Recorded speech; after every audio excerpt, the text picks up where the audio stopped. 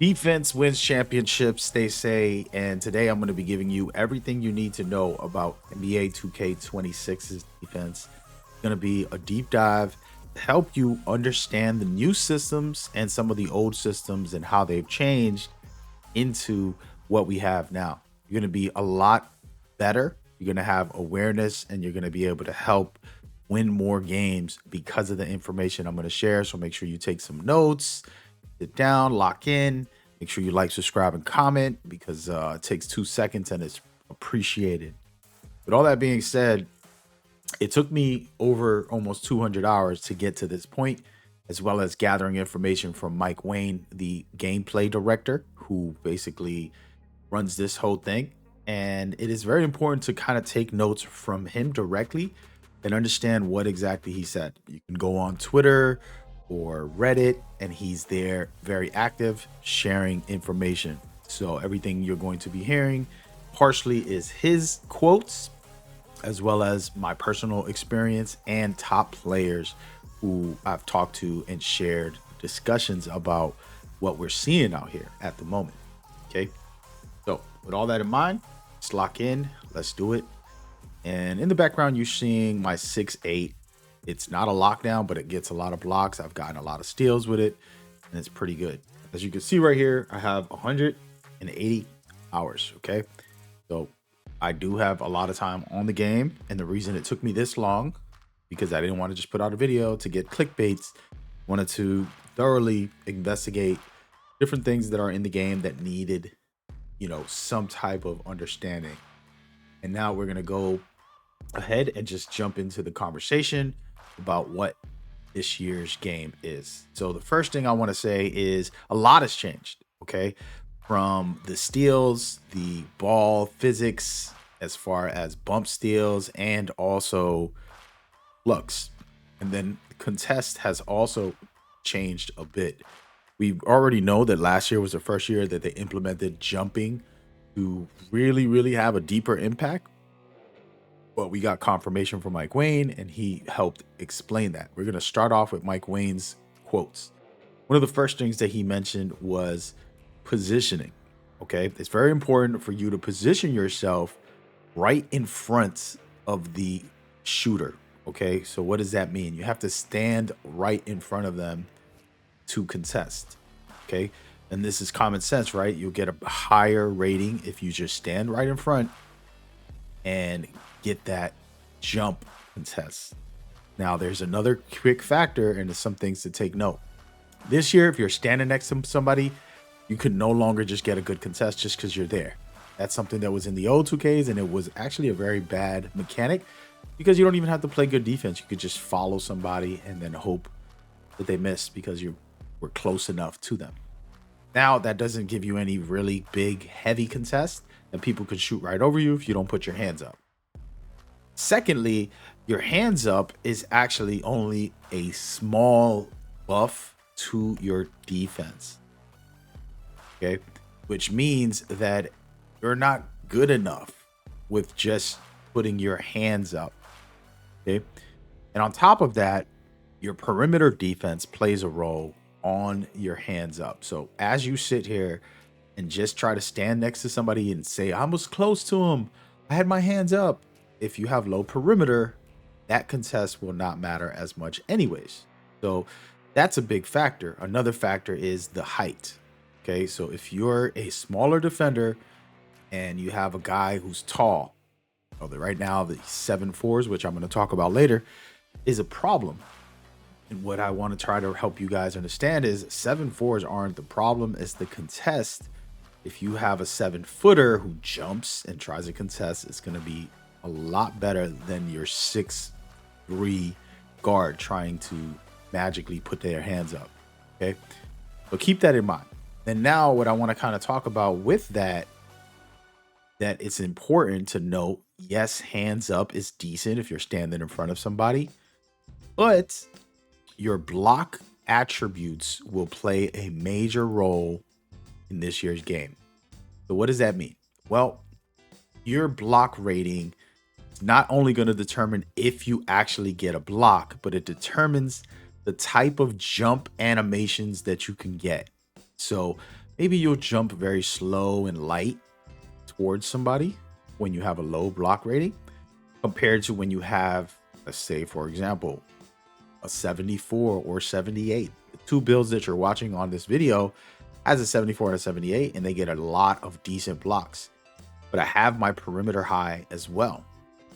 So this is important, but my contests are affected by my block rating. In previous years, your block rating wouldn't affect your contest as much. But now that they have this new mechanic where jumping is going to be the most reliable contest, it will. So I state to, if you're going to make a build, make sure you have perimeter defense and blocks at a decent rate to be able to trigger the best contests in the game. Okay, we can have the same size build. You can have perimeter high and no blocks, and you won't get the same animations and contests that I will, because I have blocks high and maybe perimeter pretty high, close. And there's thresholds and things like that. I made a video for best values already, so you can just check that out on the channel and get your information on there. I'm not going to go too deep into it, but like I said, a 74 to 78 block is very useful for guards specifically. And then you want to have perimeter in the mid 80s or higher, in my opinion. We're not going to go through the attributes again, but just keep this in mind as we go forward, because this is going to help you get ready and to get going.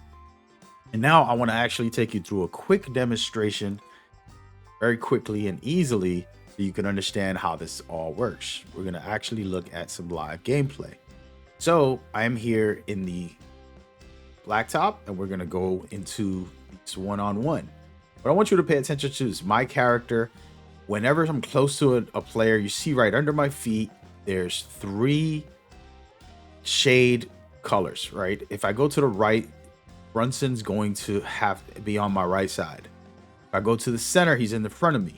And if I shoot while he's in front of me, that's a contest, a very good contest. If he's no longer there, he is not a factor. So this is important to note as a defender and somebody who's shooting on both sides. So you got to play the role and understand the difference, okay? You don't have to watch that necessarily, but let's say you're new to it and you want to pay attention and you're like, okay, let me understand that. So right now I'm Brunson, and again, why would I want to shoot this? Now, if he's to my side, I can shoot it, even though it says he's there. It's not going to be a heavy contest no matter what compared to him being in front of me. Okay, so as a defender, you always want to try and stay in front of your guy. This is another thing that Mike Wayne talked about, that you want to have good positioning and you want to be able to jump contest during the shot.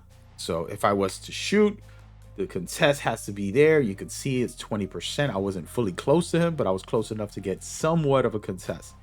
This is the example of what you need to do.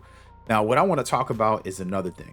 The adrenaline on both players plays a role. If I'm a dribbler and I'm wasting all my dribbles and I'm doing all this extra stuff as I go, and I don't have any stamina and I don't have any adrenaline, and the defender is doing a good job to lock in on me, guess what? I will lose adrenaline, and when I go to shoot, my shot won't work. The same thing is true for the defender.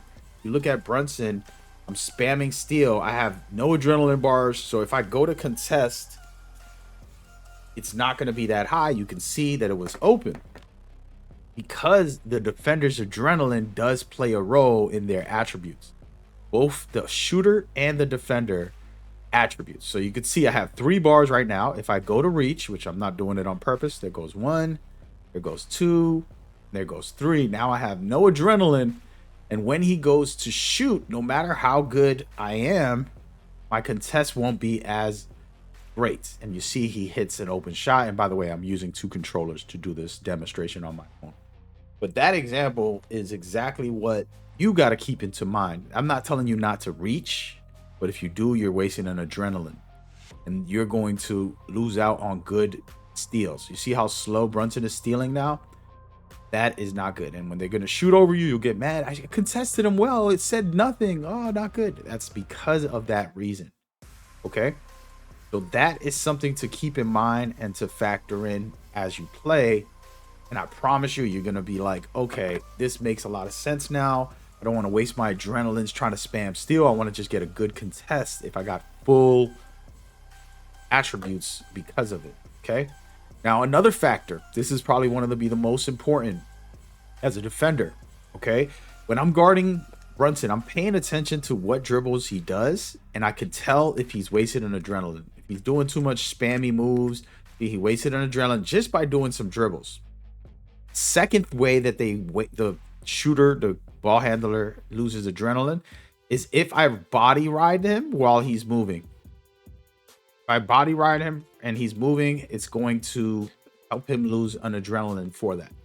So just ride him for a couple seconds and it'll lose an adrenaline. That's a big factor in this year's game. So doing things like body bumping somebody will give you better chance because you're going to lose the actual adrenaline bar when somebody rides you. You see right there, nothing happened. Somehow Anunoby's adrenaline is wasted just from riding the hip of Brunson. So this is very important because you can just ride someone and waste their adrenaline.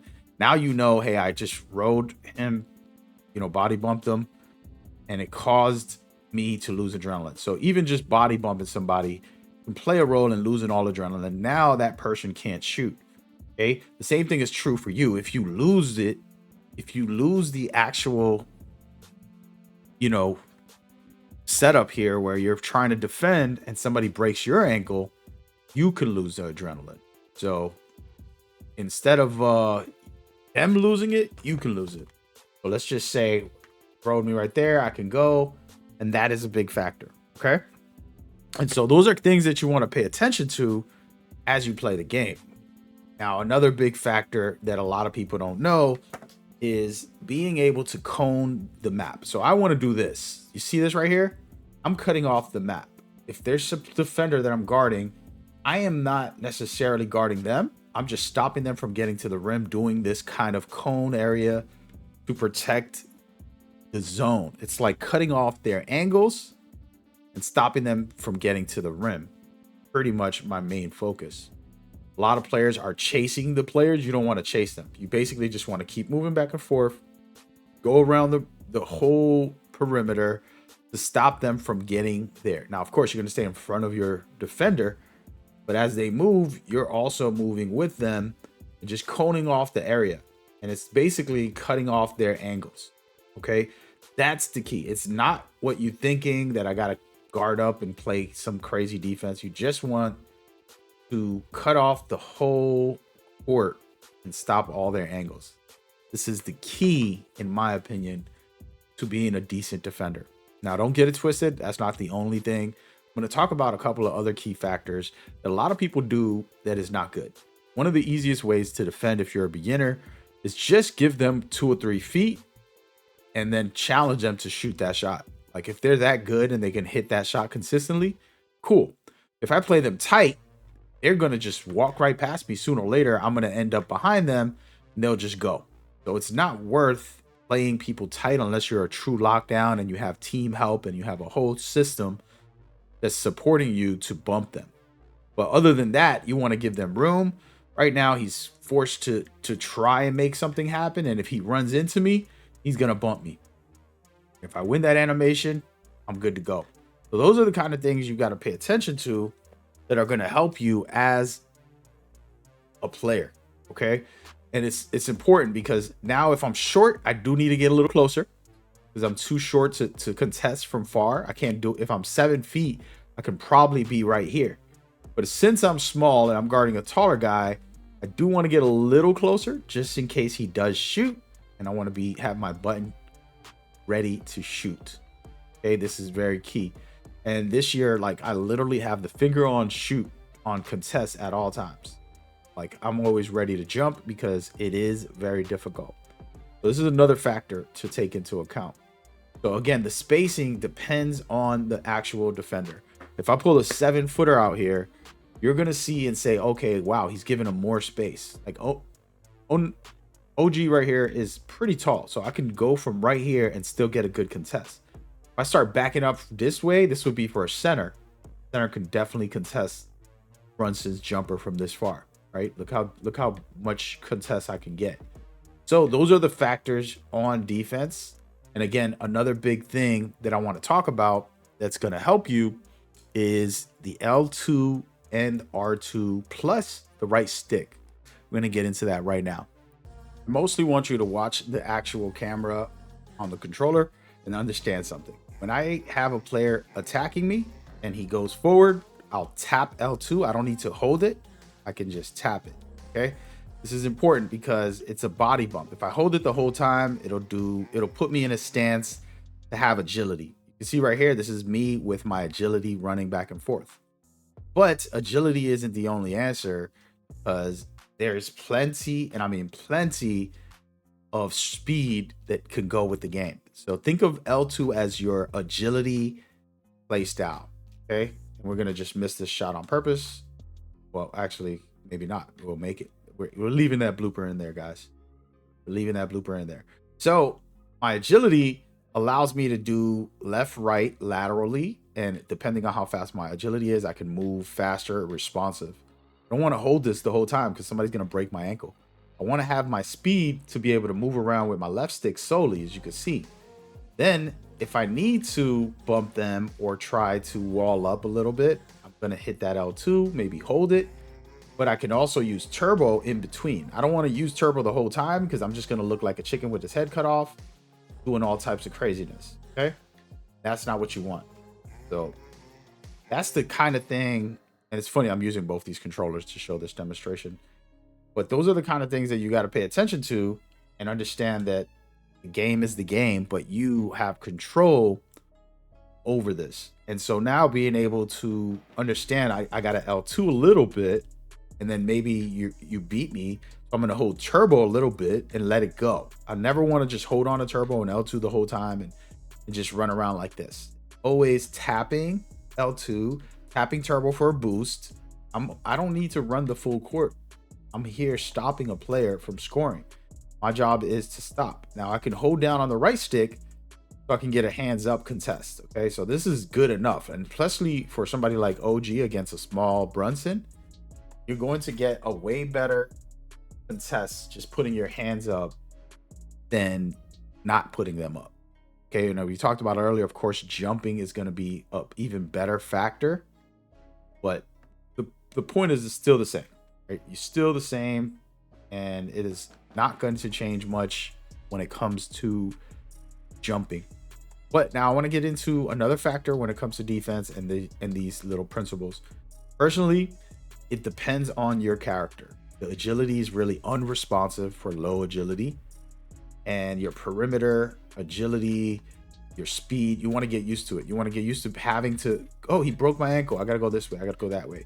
But the truth is, you mostly just want to stay forward, stop their positioning from getting to the rim. If he goes to the right, I don't have to try and run all the way. I can just cut off a little bit, right? So as he drives, I'll cut off a little bit this way. I don't have to chase him. I'm chasing the angle. I'm stopping the angle. He wants to go this way. Nope, I'm right here for the angle. Those are the things that are going to make you a better defender. Okay, it's not necessarily stood in front of him, I chase him down, because a lot of people get their ankles broken because they spend all their time with this nonsense thinking that they have to, and by the way, I'm missing that on purpose, thinking that they have to chase the player. You don't chase them ever. Just cut off the angle. I got the angle beat right now. He can't get in front of me. I'm in front of him in the rim. Right stick down if I can't jump. Sometimes I hold the right stick down and then I'll still jump just to give myself a better chance. Okay. And that's that. Now we're going to talk about steals, and I want to kind of just showcase some highlights in my clips. There's going to be some dunks and shooting and all that, but the plucks that I've gotten are very different this year. In previous years, you would basically, you can spam. Like, you could literally, no offense to you losers who spam, but you can literally spam the game and basically get some steals. Even if you weren't good, you weren't timing it right. It was just the moment you're next to the ball, you can just spam it and it'll give you a lot of steals.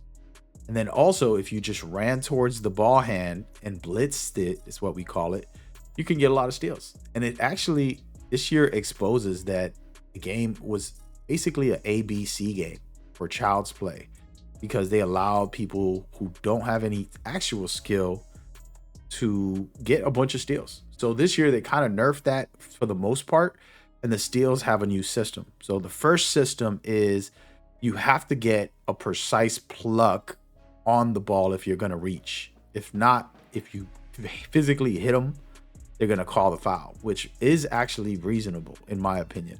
Making people stop reaching by forcing fouls. You can't just magically spam and hope I don't get a foul call. Now you will get a foul call.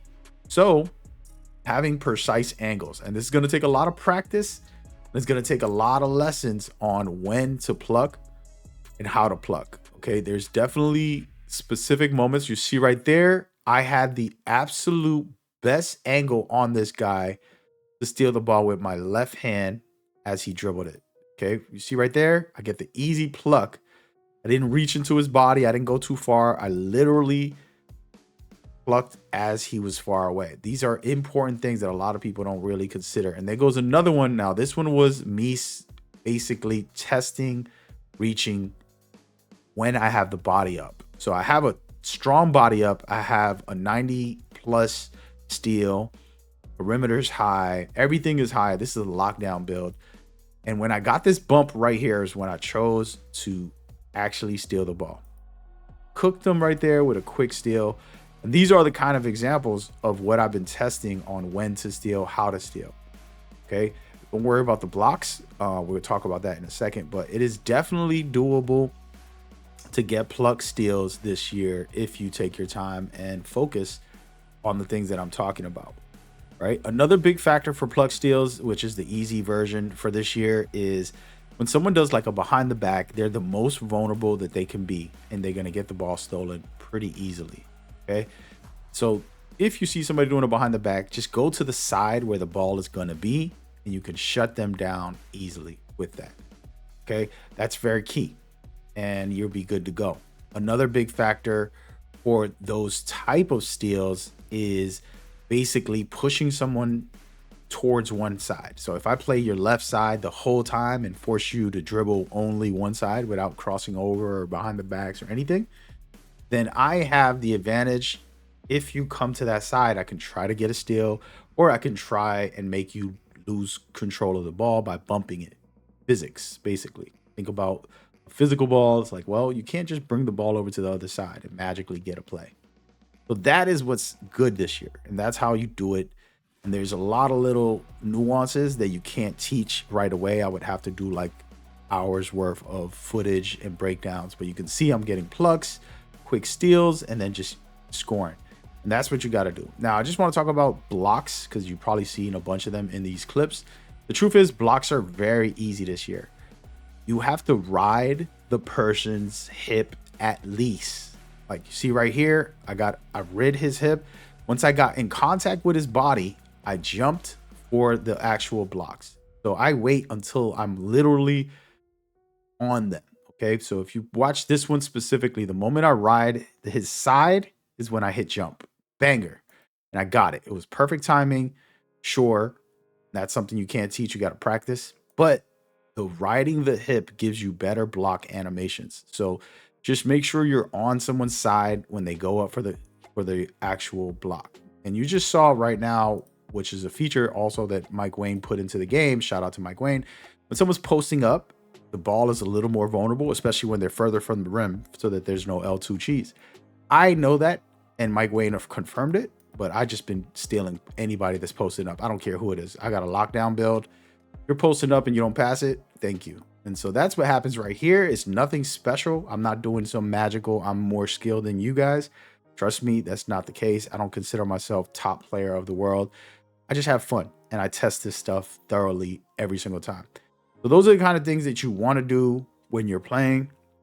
Take advantage of the IQ that I'm giving you today, and you're going to start implementing it. Now, again, riding someone's hip, knowing when to jump when they jump, knowing when to pluck and not having any adrenaline bars and hoping that you can get a steal or a block is not the answer.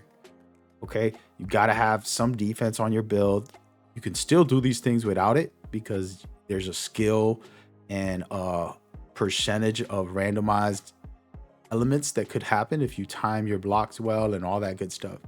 But again, you want to have these things in your bag as you go forward. I want to kind of talk about a couple quick things overall when it comes to this. The 7'4" right now. I don't want to talk about them directly because I have been trying to test them and I still don't have the answer to fix this problem. Mike Wayne might have to fix it. But basically, it's very impossible to contest a 7'4" if you're not very close to the height. And what we know so far, if you're under 6 inches to the person you're contesting, the contest won't be that strong. So an example, a 7'4" is exaggeratingly tall. So if you're 6'10", you can possibly block and get better contests. But anything under that is going to have a very hard time trying to stop the 7'4s right now. And I've tried to see other ways and I've been testing and playing against and playing with 7'4s, and I still haven't fully figured out. And I'm sorry, like, this is the one conundrum in this defense I wish I can give you guys an answer to. I gave you an answer to everything defensively that you can do when it comes to on-ball games, and maybe we'll do a team defense one in the future. But the truth is, I do not know for 7'4s, and maybe they'll just lower the requirements, right? Like maybe a 6'8" contest to 7'4" well, which I think would make sense. If I'm jumping and I'm doing very good positioning, I should get the contest. But that's just my opinion. But Mike Wayne and them are going to make a decision and probably patch or nerf or buff or do something. Let me know what y'all want them to do. Personally, I would want them to make it so that even if you're a little smaller, you still have some type of effect on the shot. Because we've seen small guys play a role. In my opinion, I think it should be a part of the game. But that's just me. And other than that, man, this is a full deep dive. I'm giving y'all everything I got. This is a lot of time spent and talking with top players to see what is out there. You know what I mean? I'm trying to improve and I want to share that information with y'all. And it's been a blast to kind of enjoy this year's game and then still offer you guys this content. So hopefully it's valuable.